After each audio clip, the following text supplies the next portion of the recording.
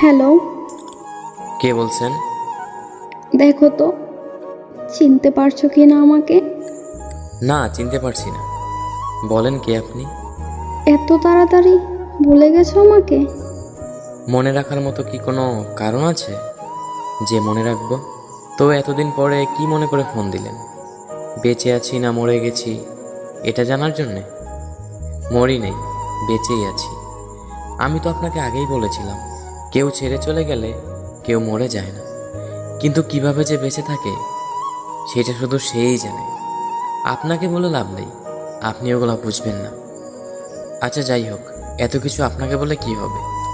আপনি কেমন আছেন? আচ্ছা, একটা কথা বলবো, রাখবে? বলেন, জিজ্ঞেস করার কি আছে? আমাকে কি তুমি করে বলা যায় না একবার? আমার কি অধিকার আছে আপনাকে তুমি করে বলবো? বললেন না তো, কেমন আছেন আপনি? তোমাকে ছাড়া আমিও ভালো নাই, কিন্তু এই কথাটা বলতে তুমি তো আর বিশ্বাসই করবে না। মিথ্যা কথাটা আর না হয় নাই বললেন, আর কত মিথ্যা বলবেন? তোমার মনে হয় আমি মিথ্যা বলছি? বাহ। সেই ভুল ধারণাটা তো আপনিই ভেঙে দিছেন। কেন? আমি আবার নতুন করে কি করলাম? 4 বছর ধরে একটা মিথ্যা কথা বলে গেছেন, বুঝতেও পারিনি আমি। কতই না বলতেন ভালোবাসি ভালোবাসি, কিন্তু এটা যে মিথ্যা বুঝতেই পারিনি। আমি তোমাকে ভালোবাসি এই কথাটা মিথ্যা বলছি? মিথ্যা ছিল এই কথাটা? তা নয় তো কি, সত্যি বলছেন? যদি ভালোই বাসতেন তাহলে মাঝপথে ছেড়ে এইভাবে চলে যেতে পারতেন না। একবার হলেও ভাবতেন আপনি চলে গেলে আমার কি হবে, আমি কিভাবে থাকব। কি হলো, চুপ করে আছেন কেন? কিছু বলেন। না, আর কি বলবো? বলার মতো কি আছে আমার? একটা কথা কি জানেন, আমি নিজের থেকেও বেশি আপনাকে বিশ্বাস করতাম। আমি সবসময় ভাবতাম আপনি কথা দিয়ে কথা রাখতে পারেন। যেদিন আপনি আমার হাতে হাত রেখে কথা দিয়েছিলেন, তারপর থেকে আমি ভাবতাম আপনি শুধু আমার। আচ্ছা যাই হোক, বাদ দেন এগুলা। কোথায় আছে সে? এই তো, বন্ধুদের সাথে বাহিরে গিয়েছে। আচ্ছা একটা কথা বলেন তো, সে কি আমার মতো করে আপনাকে খেয়াল রাখে, আমার মতো করেই ভালোবাসে? জানতে হবে না, জেনে আর কি হবে? আমি তো সবসময় অপরাধী ছিলাম।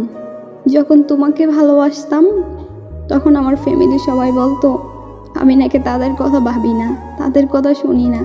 আর এখন যখন ফ্যামিলির কথা শুনে তোমাকে ছাড়তে হলো, এখন তুমি বলতেছো আমি বেঈমান, আমি অপরাধী, আমি খারাপ। কিন্তু আমি খারাপ আছি না ভালো আছি সেটা কেউ কোনোদিন জানতে চাইলো না। তোমরা সবসময় নিজেরা নিজেদের বিষয়গুলোই ভাবো। এখন আমাকে এসব কথা বলে লাভ নেই। আমি জেনেই বা কী করব? যদি এত কিছুই বলার ছিল, এত কিছুই জানানোর ছিল, আমার হয়ে আমার থেকে সব কিছু বলতেন, আমার পাশে থেকে আমার হাতে হাত রেখে সব কিছু শেয়ার করতেন, নিজের কষ্টগুলো ভাগাভাগি করে নিতেন।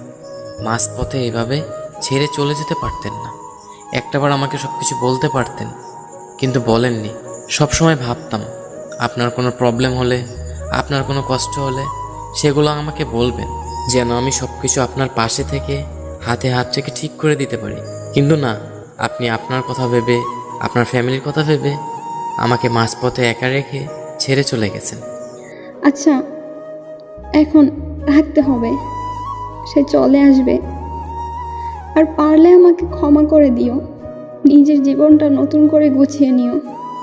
আর আমি তোমাকে সত্যিই ভালোবাসতাম, আমারও কিছু করার ছিল না।